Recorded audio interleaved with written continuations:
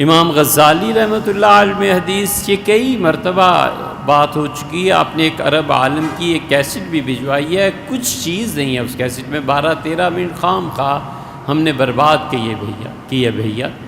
امام غزالی رحمۃ اللہ کی تعریف میں ہم نے پوری ریکارڈنگ کرائی ہے، لیکن سوال ہی پیدا نہیں ہوتا کہ ہم کبھی یہ مانیں کہ امام غزالی رحمۃ اللہ علیہ نے احادیث جو لکھی ہیں یہ سب صحیح ہیں. نہیں ہے، اللہ نہ کرے کہ کسی برے سینس میں ہو.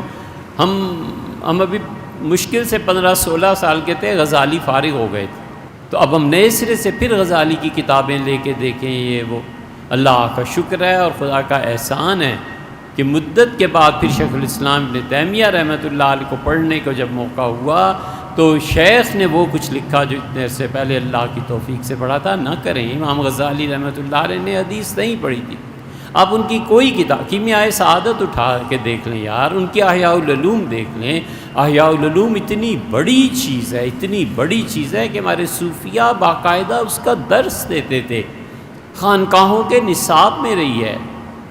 لوگ نہیں ملتے سمجھنے والے، اگر نہ ہم احیاء العلوم پڑھائیں. ایسی زبردست کتابیں کہاں لکھی جاتی ہیں؟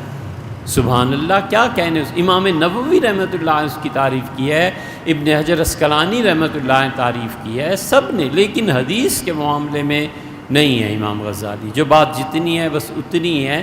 اس معاملے میں اتنی کیسٹس، اتنے سوالات، کیا فائدہ. آپ ان کو پڑھ لیجئے، شبلی نے غزالی پہ کتاب لکھی ہے، اسے پڑھ لیجیے.